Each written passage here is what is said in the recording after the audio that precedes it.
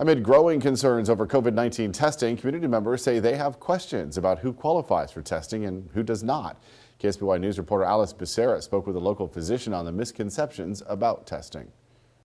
One local doctor tells me that testing everyone for the virus right now is not only unrealistic, but not likely necessary for those with mild symptoms.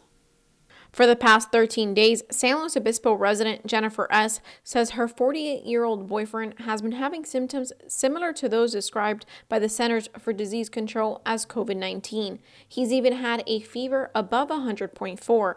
Jennifer says she has been unable to find a medical or urgent care center that will test him.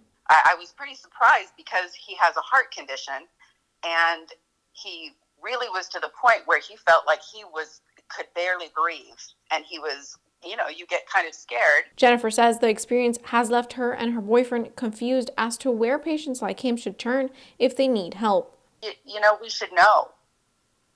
We should know if we're contagious.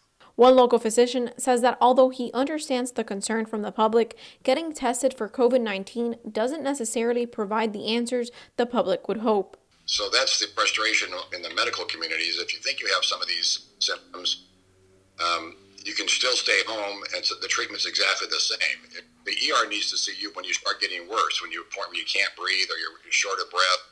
Dr. Eric Sorensen says the best place to get tested if you're experiencing distressed breathing or have a persistent fever is an emergency room, but only if you're in extreme need of medical attention.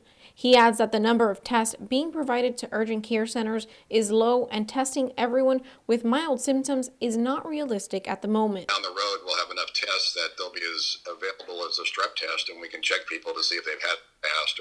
If a patient were to test positive but only had mild symptoms, there is no treatment a hospital or urgent care center can provide. Dr. Sorensen says they are likely to advise that patient to go home and self-isolate.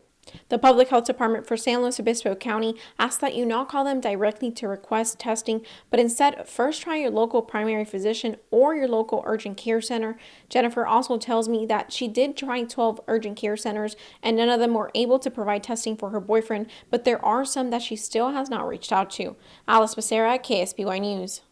According to Dr. Sorensen, you do not need a referral for testing in emergency situations. If you do not have a primary care physician and are experiencing severe symptoms, an emergency room should be available to provide testing.